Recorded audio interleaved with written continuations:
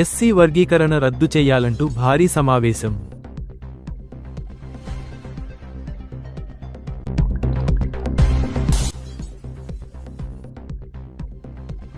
Banaganapalle advocate అల్లీ Hussain సంచలన press meet.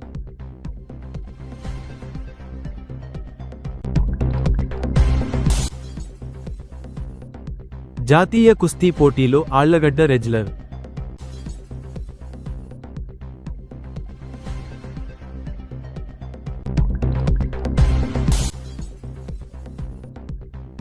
నంద్యాలలో జానకమ్మకు అక్షర నివాళి.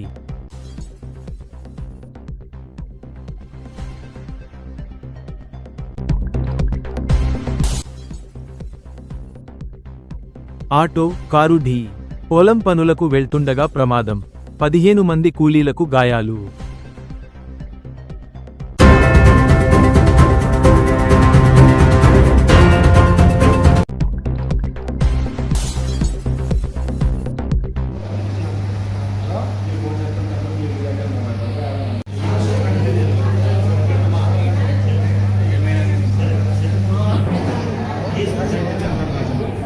పర్లేదు కదా వెనకాల మాట్లాడండి.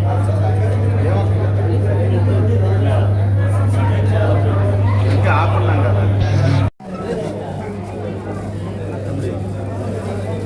మంచిదంటే వాళ్ళంతా ఆపరేషన్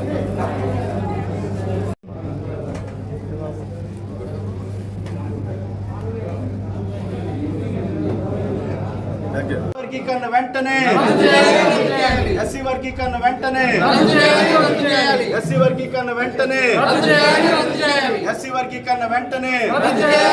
పార్టీలకు శ్రద్ధాంజలి. ఎస్సీ వర్గీకరణను సమర్థించే అన్ని రాజకీయ పార్టీలకు, ఎస్సీ వర్గీకరణను సమర్థించే అన్ని రాజకీయ పార్టీలకు, ఎస్సీ వర్గీకరణను సమర్థించే అన్ని రాజకీయ పార్టీలకు జై భీమ్. ఏదన్నా అడిగిన మంచి సబ్జెక్ట్ దేశ చరిత్రలో ఎంతవరకు లేదు. Even pre independent India and independent ఇండియాలో ఆల్సో. మేము నంద్యాల అంటే చైతన్యవంతమైన గడ్డ కదా. మీ విలేజ్ విచిత్రం ఏంటంటే ఎస్సీ వర్గీకరణకి ప్రోటోకానిస్ట్గా మోడీ గారు. ఎస్సీ వర్గీకరణ వెంటనే, ఎస్సీ వర్గీకరణ వెంటనే, ఎస్సీ వర్గీకరణను సమర్థించే అన్ని రాజకీయ పార్టీలకు, ఎస్సీ వర్గీకరణను సమర్థించే అన్ని రాజకీయ పార్టీలకు జోహార్ అంబేద్కర్, జోహార్ అంబేద్కర్.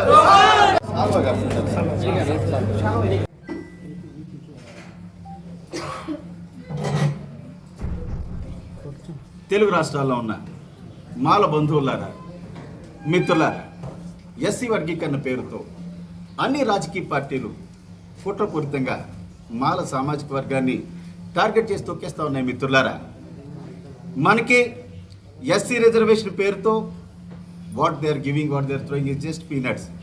ఎస్సీ రిజర్వేషన్ పేరుతో మనకి ఇచ్చేది ఎంగిలి మెతుకులు మాత్రమే. మిత్రులారా, ఎస్సీ రిజర్వేషన్ వల్ల ఈనాటికి కూడా దేశంలో ఎంతమంది ఎస్సీ పీపుల్ బెనిఫిట్ పొందుతున్నారో we don't have still now any official data. ప్రభుత్వాల దగ్గర ఇంతమంది ఎస్సీలు ఈ రిజర్వేషన్ వల్ల బెనిఫిట్ పొందుతున్నారనేటటువంటి డేటా లేదు. మిత్రులారా, it's an approximate value from my side. While was itself 100లో 1కి కానీ 2కి కానీ ఎస్సీ రిజర్వేషన్ వల్ల బెనిఫిట్ జరుగుతూ ఉంది. దేశవ్యాప్తంగా ఉన్నటువంటి ప్రజలారా, మిత్రులారా, ప్లీజ్ 100లో 1కి లేదా 2కే బెనిఫిట్ జరుగుతూ ఉంది. మీరు కూడా వినాలి. దేశ చరిత్రలోనే అంబేద్కర్ సాబ్ బతుకున్నప్పుడు కానీ, బ్రిటిష్ వాళ్ళు ఈ దేశాన్ని రూల్ చేసినప్పుడు కానీ దళితులు ఇటువంటి పరిస్థితిని ఎదుర్కోలేదు. కాబట్టి ఈ ప్రెస్ మీట్ని ఇంత సీరియస్గా ఈ నంద్యాల వేదికగా ఏర్పాటు చేయడం జరిగింది. మిత్రులారా, ఎస్సీలకి రిజర్వేషన్ వల్ల 1 or 2 అంటే 100 మంది ఉంటే 1కి కానీ 2కి కానీ బెనిఫిట్ జరుగుతూ ఉంది. అందుకనే still 99% of the SC people are still at the bottom of the society. ఈ రోజుకి కూడా పల్లెల్లో ఎవరు డెవలప్ కాలేదు. మిత్రులారా, దీన్ని 100లో అప్రాక్సిమేట్గా 1 నేను చెప్తున్నాను అంతే. This not an official value. 100లో 2కి ఇచ్చేటటువంటి ఈ బెనిఫిట్స్ని తెలుగు రాష్ట్రాల ముఖ్యమంత్రులు, అపూర్వ సహోదరులు, మన చంద్రబాబు నాయుడు, రేవంత్ రెడ్డి ఎస్సీ లిస్టులో ఉన్నటువంటి 59 ఎస్సీ కులాలకు under the guys of sub classification and social justice సమంగా పంచుతారట. మోడీ సాబ్ అయితే ఎస్సీ లిస్టులో ఉన్నటువంటి 1108 ఎస్సీ కులాలకు 100లో 2కి ఇచ్చేటటువంటి ఈ బెనిఫిట్స్ని సామాజిక న్యాయం పేరుతో సమంగా పంచుతారని మిత్రులారా भाई और बहनों सुनिए एक ही समय पर मोदी जी सुनिए एससी लिस्ट में बाकी जातियों पर अगर आपको सच्चा प्यार है, अगर आपको सच्चा दोस्ती है और प्रेम है, आरक्षण 10% और बढ़ाकर बाकी जातियों को देना चाहिए మోడీ జీ. మోడీ గారు మీకు నిజంగా ఎస్సీ లిస్ట్లో ఉన్నటువంటి మిగతా కులాలను పైకి తీసుకురావాలనుకుంటే ఇంకొక రిజర్వేషన్ 10% పెంచి వాళ్ళకి ఇచ్చేయండి. We don't have any problem. 100 ఇద్దరికి బిర్యానీ ప్యాకెట్లు ఇసిరి సమన్యాయం పేరుతో కొట్టుకుంటారా, ఇదే సామాజిక న్యాయం పేరు అంటే, ఇదే సామాజిక న్యాయం అంటే ఊరుకోవడానికి మేము సిద్ధంగా లేమని చెప్పేసి సందర్భంగా తెలియజేస్తా ఉన్నాను. దేశవ్యాప్తంగా ప్రజలారా भाई और बहनों, ನನ್ನ ಆತ್ಮೀಯ ಕನ್ನಡ ಸ್ನೇಹಿತರೆ, ಅನ್ಬಾನ ತಮಿಳು ಸಹೋದರಿ ಸಹೋದರನ್ಮಾರೆ, എൻ്റെ പ്രിയപ്പെട്ട મલયાલી સહોદરી સહોદરંગળે, પ્રિય ગુજરાતી મિત્રો સાંભળો. આ દેશમાં તમામ રાજકીય પક્ષો એસસી અનામત વર્ગીકરણની આડમાં દલિતોની એકતા વિરુદ્ધ ષડયંત્ર કરી રહ્યા છે. પ્રિય ગુજરાતી મિત્રો, ప్రియ మరాఠీ మిత్రాన, ఒరిస్సా బంధుగణ, ప్రియ బెంగాలీ బంధురా, దేశంలో ఉన్నటువంటి దళిత సోదరులారా, మోడీ బీజేపీ రాజకీయ పార్టీలన్నీ కూడా ఎస్సీల మీద కుట్ర చేసి ఎస్సీ వర్గీకరణ పేరుతో తొక్కిస్తూ ఉన్నాయి మిత్రులారా. ఈ రోజున ఈ రాయలసీమలో నంద్యాల సాక్షిగా across the world, across the country SC వర్గీకరణను వ్యతిరేకించేటటువంటి మిత్రులకు, ప్రజాస్వామ్యాన్ని గౌరవించేటటువంటి ప్రజలందరికీ కూడా నేను విజ్ఞప్తి చేసేది ఒకటే, మనం ఎవరితోని వాటికి పోవద్దు. శాంతియుతంగా, ప్రజాస్వామ్యయుతంగా, డెమోక్రటిక్గా, యాక్సెప్టబుల్లో పోరాటం చేయడానికి సిద్ధంగా ఉండండి మిత్రులారా. బోధించు సమీకరించు పోరాటంలో భాగంగా ప్రజలందరికీ సమాజానికి జరుగుతున్నటువంటి అన్యాయం ఇదని చెప్పేసి చెప్పే ప్రాసెస్లోనే ఈ ప్రెస్ మీట్లన్నీ ఏర్పాటు చేయడం జరుగుతుంది మిత్రులారా. ఇకపోతే ఫైనల్గా వర్గీకరణ చట్టాలు చేశారు కదా, సుప్రీంకోర్టు ఆల్రెడీ జడ్జిమెంట్ ఇచ్చింది కదా, చేసేదానికి ఏమీ లేదని అనుకుంటా ఉన్నారు, మనల్ని మిస్లీడ్ చేస్తూ ఉన్నారు మిత్రులారా. With due respect and submission to the honourable supreme court, judgement supreme court ఇస్తూ ఉంటుంది టైం టు టైం, మారుతూ ఉంటాయి. 2004లో sub classification is not permissible under the constitution of India అని 5 జడ్జెస్ బిల్ సుప్రీంకోర్టు ఇచ్చింది. ఆ రోజున ఎస్సీని వర్గీకరించడం కుదరదు, మొక్కలు చేయడానికి వీల్లేదని. The same supreme court itself 7 judges బెంచెస్తో it is permissible under the constitution of India అని మళ్ళీ తీర్పిచ్చారు. మనం సుప్రీంకోర్టుకి గౌరవం ఇస్తూనే we must have an amendment in the constitution, there must be an amendment to the constitution. There should not be a process where SCs cannot be sub-classified at all. SC నెట్టి పరిస్థితుల్లో sub classification సామాజిక న్యాయం పేరుతో విభజించడానికి కుదరదు అని చెప్పి పార్లమెంట్లో చట్టం చేసేంత వరకు, కాన్స్టిట్యూషనల్ అమెండ్మెంట్ చేసేంత వరకు కూడా మనం పోరాటం చేయాలి మిత్రులారా. కాబట్టి తెలుగు రాష్ట్రాల్లో ఉన్నటువంటి దళిత సోదరులారా, దళిత సానుభూతి పరులారా, ఇది ఎస్సీలకు న్యాయం చేసేటటువంటి ప్రాసెస్ కాదు. Only the social justice is needed in the peanuts thrown in the name of reservations for the SCs. Is it not needed in the wealth and industrial establishments of this country and lands of this country? ఈ దేశంలో SC వాళ్ళకి reservation పేరుతో పడేసేటటువంటి ఇంగిలి మెతుకుల్లోనైనా సామాజిక న్యాయం, Chandrababu Revanth Reddy ministerial బెత్స్లో సామాజిక న్యాయం అక్కర్లేదా? మోడీ గారి క్యాబినెట్లో సామాజిక న్యాయం అక్కర్లేదా? ఈ దేశంలో ఉన్నటువంటి భూములు లేకపోతే ఇండస్ట్రియల్ ఎస్టాబ్లిష్మెంట్స్, సుప్రీంకోర్టు హైకోర్టు జడ్జిలకు ఇచ్చేటటువంటి పోస్టింగ్స్లో సామాజిక న్యాయం అక్కర్లేదా? ఓన్లీ ఎస్సీ వాళ్ళకైనా సామాజిక న్యాయం, 100లో ఇద్దరికి ఇచ్చే బిర్యానీ ప్యాకెట్లు సమంగా పంచుతాము, పెంచేది లేదు, ఇదే న్యాయం అంటే కుదరదని చెప్పేసి ఈ వేదికగా సమాజానికి తెలియజేస్తూ doctor Ratnakar once again national president for రాక్స్ ఇన్ మాల్మా అన్నారు. Yes, would you like to ask me any questions? Sir అంటే ఇక్కడ సమాజంలో ప్రజలకి, మా ఎస్సీ ప్రజలు ఎవరైతే ఉన్నారో ఈ రోజుకి 99.9% ప్రజలకు బాటంలో ఎస్సీ రిజర్వేషన్ అంటే ఏంటో, సబ్ క్లాసిఫికేషన్ అంటే ఏంటో వాళ్ళకి తెలియదు. First point. సమాజంలో ఎలా క్రియేట్ చేశారంటే, ఎస్సీలకు సంబంధించి తెలుగు రాష్ట్రాల్లో మాలలే మెజారిటీ రిజర్వేషన్ దోచుకుంటున్నారు అనేటటువంటి ఒక అపోహని క్రియేట్ చేశారు. దీన్ని అంతటినీ కూడా అసలు జరుగుతున్నటువంటి వాస్తవాలు ప్రజలకి తెలియజేసి, ఫస్ట్ ప్రజలకు అర్థమైతే అప్పుడు ఏంటి ప్రాసెస్, ఎలాగ పోరాటం చేయాలనే దాని మీద we'll chalk out the issue.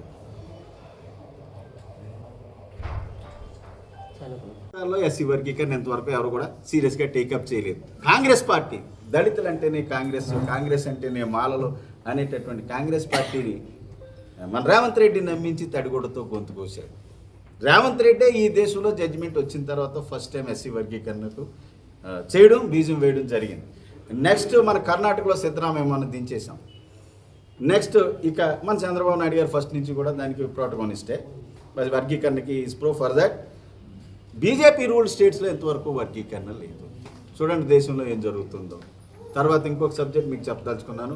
Final ఇదే. మీరు ప్రశ్నలు అడిగితే ఆన్సర్ చెప్తారు, లేకపోతే నేనే చెప్తాను ప్రశ్న ఆన్సర్ మీరు వినేయండి. సడన్గా ఈ ఎస్సీ వర్గీకరణ అంశం ఏంటి తెర మీదకి ఎందుకు వచ్చిందని అనుకుంటున్నారు కదా.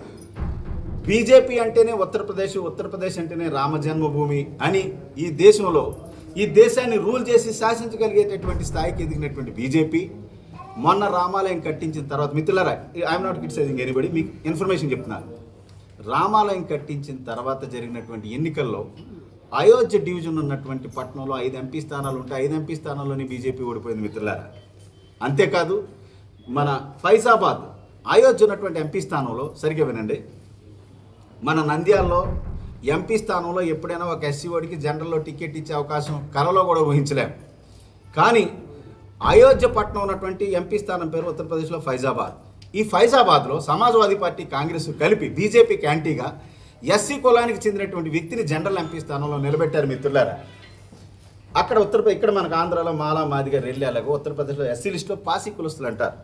నా మధుర నా కాశీ అబ్కీ బార్ అవదేశ్ పాసి, మాకు మధుర వద్దు కాశీ వద్దు పాసి ఓడి చాలనేటటువంటి నినాదంతో ఎంపీ జనరల్ స్థానంలో అవదేశ్ ప్రసాద్ అనేటటువంటి ఎస్సీ క్యాండిడేట్ని నిలబెడితే బీజేపీ వాళ్ళ చేతిలో ఓడిపోయింది మిత్రులారా. ఇది గొడవ. అప్పుడు ఒక సీట్లో ఓడిపోవడం కాదు, ఎంటైర్ అయోధ్య డివిజన్లో ఉన్నటువంటి 5 ఎంపీ స్థానాలను ఓడిపోతే ఎప్పుడో పెండింగ్లో ఉన్నటువంటి కేసుని తీసుకొచ్చి ఎస్సీల వల్ల ఇదంతా జరుగుతుందని చెప్పేసి one of the strongest reasons అన్నమాట. ఈ జడ్జిమెంటు సుప్రీంకోర్టు ద్వారా మోడీ ప్రభుత్వం ఇప్పించింది. ఎంతవరకు ఎస్సీ వర్గీకరణ ఎక్కడా లేదు, సుప్రీంకోర్టులో పెండింగ్ ఇది. దీన్ని బేస్ చేసుకుని చేశారు కాబట్టి దీని మీద serious and stringent democratic peaceful Gandhi మార్గంలో పోరాటం చేయడానికి we have taken a decision. ఓకేనా?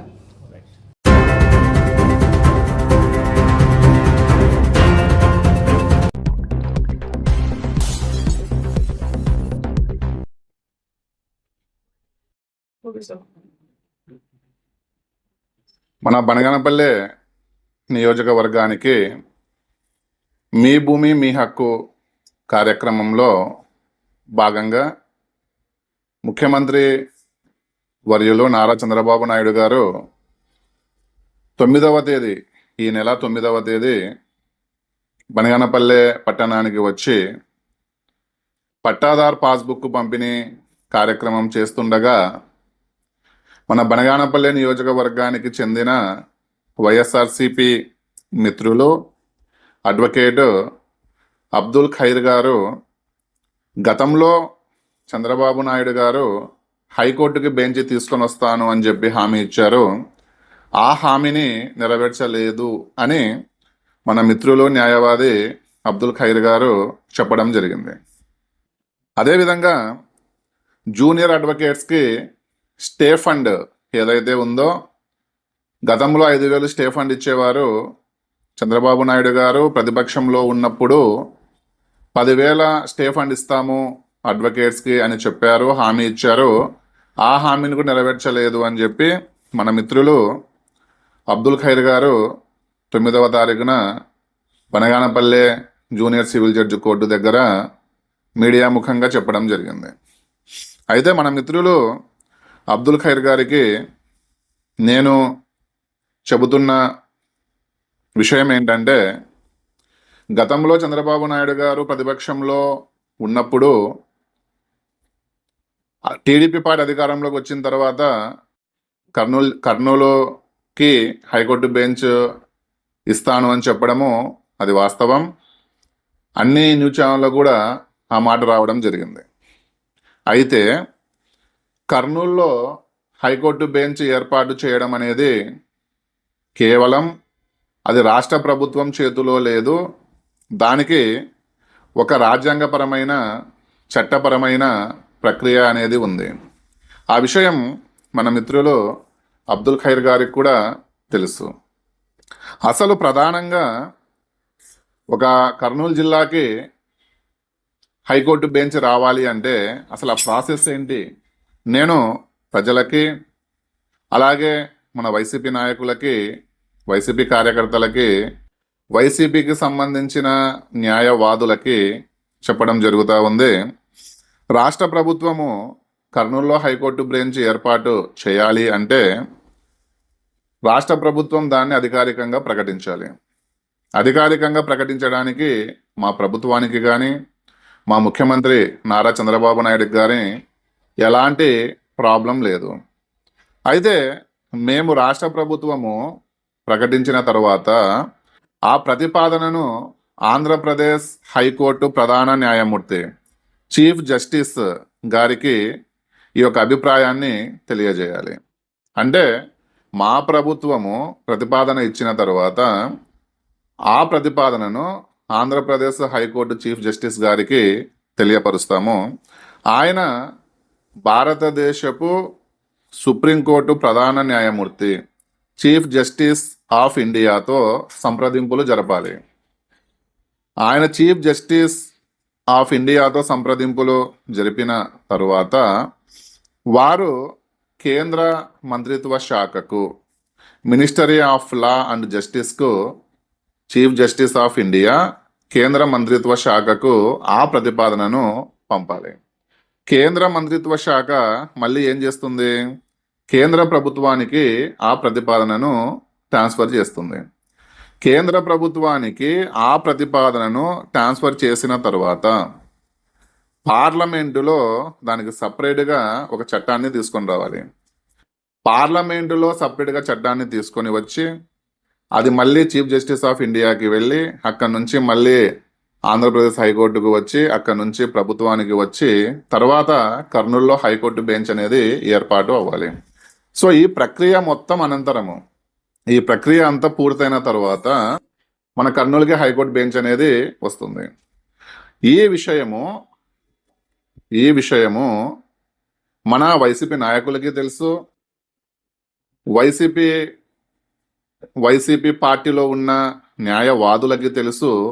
అయినా కూడా టీడీపీ ప్రభుత్వం మీద బురద చల్లడానికి, కూటమి ప్రభుత్వం మీద బురద చల్లడానికి చంద్రబాబు నాయుడు గారు బనాంపల్లికి వస్తున్నారు అనే ఒక జనార్దన్ రెడ్డి గారు బీసీ సంక్షేమాన్ని డెవలప్మెంట్ చేయాలని చెప్పి బీసీ హాస్టళ్లలో టాయిలెట్ల కోసము 12 లక్షలతో పనులని ప్రారంభించి ఆ పనులని పూర్తి చేసినారు. కోవెలగుంట్ల డిగ్రీ కాలేజీ చదువుకునే డిగ్రీ విద్యార్థులకు అన్ని వసతులు ఉండాలి అనే ఉద్దేశంతో కోవెలగుంట్ల డిగ్రీ కాలేజీకి 1,40,00,000తో డెవలప్మెంట్ పనులని చేసినారు. అదేవిధంగా బనగానపల్లి డిగ్రీ కాలేజీకి పిఎం నిధుల కింద 4 కోట్లు మంజూరు చేసి అక్కడ డెవలప్మెంట్ చేసినారు. బీసీ సంక్షేమ హాస్టల్ తీసుకున్న, ఇంటర్మీడియట్ కాలేజీ కోవెలకుంటలో ఇంటర్మీడియట్ కాలేజీ తీసుకున్న, ఈ ఇల్లూరు కొత్తపేటలో హై స్కూల్ని తీసుకున్న, వీటన్నిటికీ కూడా అంటే ఈ 3 చోట్ల ఈ 3 పనులకి 1,14,00,000 పెట్టి డెవలప్మెంట్ని చేసినారు. ఏ నాయకుడు అన్నా గతంలో మనకు స్వాతంత్రం వచ్చిన తర్వాత ఏ నాయకుడు అయినా కూడా అభివృద్ధి పనులను చేసుకుంటూ ఈ హాస్టళ్ళకి తర్వాత బీసీ సంక్షేమం కోసము స్కూళ్ళకి డెవలప్మెంట్ ఎవరైనా చేశారు? డెవలప్మెంట్ జరుగుతూ ఉన్నప్పుడు డెవలప్మెంట్ జరిగింది అని చెప్పి వైఎస్ఆర్సీపీ నాయకులు ఆ మెచ్చుకోవడం అనేది పక్కన పెట్టి విమర్శించమనేది తగదు అని చెప్పి నేను తెలియపరుస్తున్నాను. అదేవిధంగా ప్రాజెక్ట్ ఇంప్లిమెంటేషన్ యూనిట్ కింద జనార్దన్ రెడ్డి గారు 15 పనులకి 56,36,00,000 పెట్టినారు. అదేవిధంగా ఇరిగేషన్ డిపార్ట్మెంట్కి దద్దనాల చెరువు లిఫ్ట్ ఇరిగేషన్ మోటార్లు కెనాల్ గేట్ల కోసము 1,15,00,000 పెట్టారు. ఎస్ఆర్బీసీ పనులకు 3,50,00,000 పెట్టారు. చెరువుల తూముల నిర్మాణానికి 60,00,000 మంజూరు చేసినారు. ఆవుగు రిజర్వాయర్ లీకేజీల నిర్వహణకి ₹1,00,00,000 మంజూరు చేశారు. అంటే ఒక శాఖకు సంబంధించిన మినిస్టరు ఆయన యొక్క నియోజకవర్గంలో ఎక్కడ ప్రాబ్లం ఉన్న ప్రజలకి ఎక్కడ ఇబ్బందులు గురవుతారు, ఈ సబ్జెక్టు వల్ల ఎక్కడ ఇబ్బందులు గురవుతారు అంటే ఆ ప్లేస్లలో ఆయన వెళ్ళి నేనున్నానని భరోసా ఇస్తూ ఇరిగేషన్ డిపార్ట్మెంట్లకి కూడా దాదాపు ₹1,00,00,000 మంజూరు చేసినారు. తర్వాత మెడికల్కి హెల్త్ డిపార్ట్మెంట్ తీసుకున్నట్లయితే నియోజకవర్గంలో ఆ మెడికల్ కానీ హెల్త్ డిపార్ట్మెంట్ కానీ తీసుకుంటే 18 విలేజ్లలో హెల్త్ క్లినిక్లు, 3 ప్రాథమిక ఆరోగ్య కేంద్రాల నిర్మాణానికి ₹7,98,00,000 మంజూరు చేసినారు. ఏరియా హాస్పిటళ్లలో వైద్య పరికరాల కోసము 71,00,000 మంజూరు చేసినారు. క్రీడలకు వచ్చినట్లయితే బనగానపల్లెలో క్రీడా వికాస కేంద్రం అంటే ఇండోర్ స్టేడియానికి స్పోర్ట్ అథారిటీ ఆఫ్ ఆంధ్రప్రదేశ్ ద్వారా 2,64,00,000ని మంజూరు చేసినారు. అదేవిధంగా రోడ్స్ బిల్డింగ్ తీసుకున్నట్లయితే దీనికోసము ఈ 2,000 జనార్దన్ రెడ్డి గారు మినిస్టర్ అయిన తర్వాత పెట్టిన 2,000 కోట్లలో ఎక్కువ అమౌంట్ ఎక్కడ వెచ్చిచ్చారంటే బనగానపల్లి నియోజకవర్గంలో 807.32 కిలోమీటర్ల రహదారులకి గుంతలు పూడ్చివేతకి 9.42 కోట్లని ఖర్చు పెట్టినారు. బనగానపల్లి నియోజకవర్గంలో 131,96,00,000 వ్యయంతో 192 కిలోమీటర్ల వరకు రహదారులు వేసి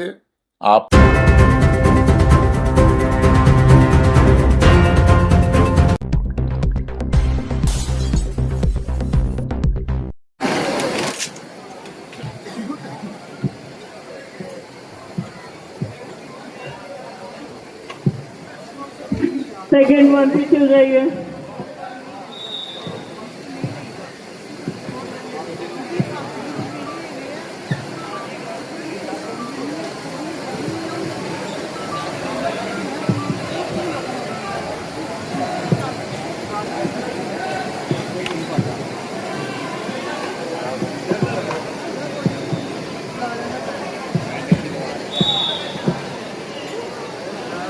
Next fight, 87 kg supplementary versus Sagar, Haryana.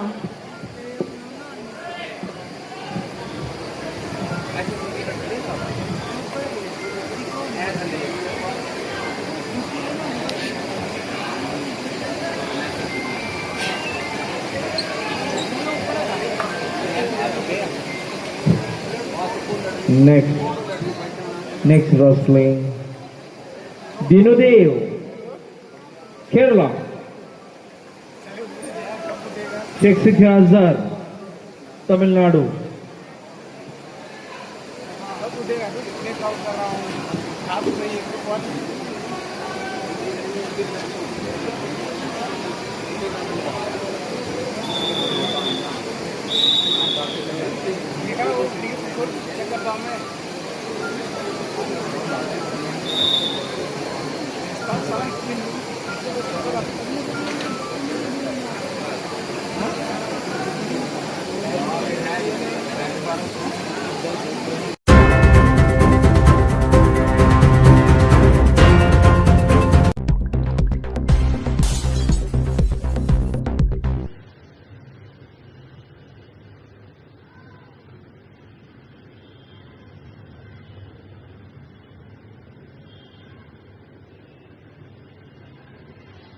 ప్రసిద్ధ దిగ్గజ గాయని ఎస్ జానకి గారు శనివారం సాయంత్రము మైసూరులోని అపోలో ఆసుపత్రిలో చికిత్స పొందుతూ తుది శ్వాస విడిచింది. జానకమ్మ గారికి 28 సంవత్సరాలు. ఆరోగ్యరీత్యా వయోభారం వల్ల చనిపోయింది. 6 దశాబ్దాలుగా 50,000 పాటలు పాడింది. అది ఒక తెలుగులోనే కాకుండా తెలుగు, తమిళ్, మలయాళ, కన్నడ, ఇంగ్లీషు, జపానీస్, జర్మనీ ఇటువంటి భాషల్లో పాడినారు. అద్భుతమైన పాటలు పాడి కోట్లాది అభిమానులు సంపాదించుకుంది. అందుకే జానకమ్మను స్మరించుకొని ఏపీ ర్యాంక్ చార్ట్ మీద ఆమె పాడిన కొన్ని పాటలు, పల్లవులు కొన్ని పాటలు, తర్వాత ఆమె జీవిత చరిత్రలపై చిత్రాలు వేసి అమ్మకు అక్షర నివాళులు అర్పించారు. జానపదం, భక్తి, క్లాసికల్, మెలోడీ అని ఎటువంటి పాడినా సరే పాటల్లో లీనమైపోతుంది. చిన్నపిల్లలు పాడితే చిన్నపిల్లలు పాడినట్లే ఉంటుంది. పండు ముసలామె పాడితే పండు ముసలామె లెక్కే ఉంటుంది. అసలు ఎన్ని పాటలు పాడు. పగలే వెన్నెల జగమే ఊయల, మనస తుల్లిపడకే అతిక ఆశపడకే, తిరుమల్లె పువ్వా తిరుమల్లె పువ్వా, అలాంటివి ఎన్నో ఎక్కడా ఉండే మనసు మరుపు రాని పాటలు పాడినారు. అటువంటి మళ్ళీ మళ్ళీ రాని రోజు, ఇలా ఎన్నెన్నో పాటలు. అలాగే చిన్నపిల్లలను అనుకరిస్తూ పాటలు. అది సప్తపది చిత్రం అనుకుంటాను. గోగుళ్ళు తెల్లన, గోపయ్య నల్లన అని ఆ పాటల్లో చిన్నారి పాపకు పాట పాడింది. చాలా అద్భుతంగా పాడింది. అటువంటి మంచి గాయని, ఒక మన అన్ని భాషల్లో పాడిన మహాగాయని. వాళ్లకు 2018లో భారత ప్రభుత్వము పద్మభూషణ్ అవార్డు ఇచ్చినారు. రాష్ట్ర ప్రభుత్వాలు దాదాపు 30 పైగా అవార్డులు పొందినారు. ఆమె అసలు భారత స్త్రీ ఎలా ఉంటుందో అలాగే రూపాయి బిల్ల బొట్టు బిల్ల పెట్టుకునేది. భర్త చనిపోయిన తర్వాత మా విభూతి పెట్టుకుని సాంప్రదాయంగా మహిళ అంటే ఇలా ఉండాలన్న రీతిలో ఉంది. అటువంటి కళామ తల్లి జ్ఞాన సరస్వతికి చిత్ర నివాళులు అర్పిస్తూ ఈ విధంగా ఆ తల్లికి నివాళులు అర్పించారు. చిత్ర నివాళులు.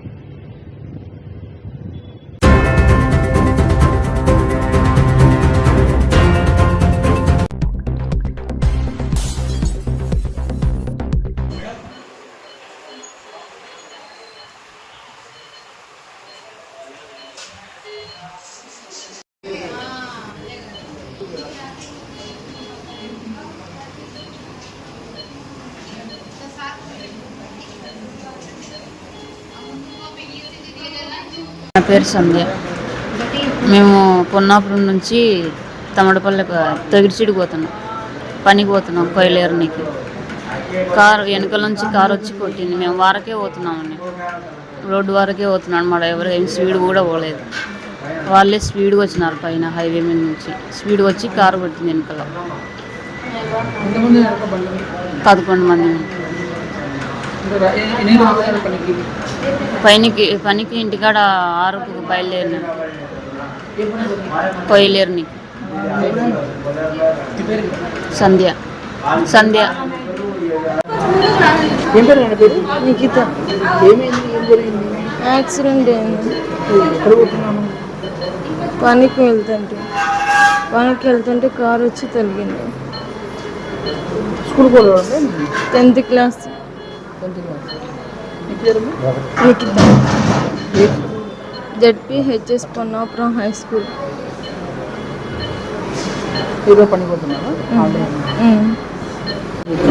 పొన్నాపురం పొలం పనికి సార్. ఇది రైతు నగర్ కాడ బ్రిడ్జి దాటి పైకి వచ్చినాక కారు వచ్చి సార్ వెనుకల నుంచి సడన్ వచ్చి 11 మంది పనివేతలు మాట అయినతో కలిసి 12 మంది.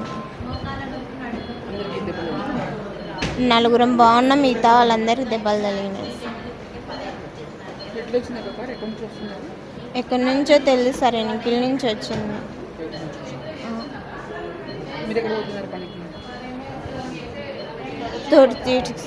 తోడు సీటుకి పొన్నాపురం నుంచి. మొత్తం పొన్నాపురం వల్లమే. శ్రీవాణి.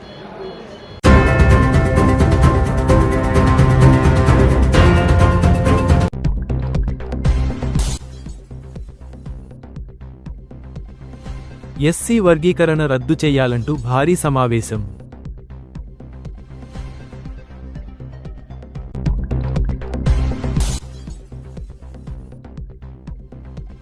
బనగానపల్లె అడ్వకేట్ అల్లీ హుస్సేన్ సంచలన ప్రెస్ మీట్.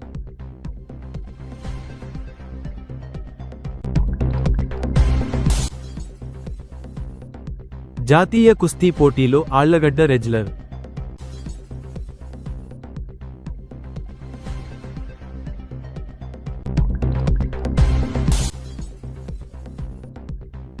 నంద్యాలలో జానకమ్మకు అక్షర నివాళి.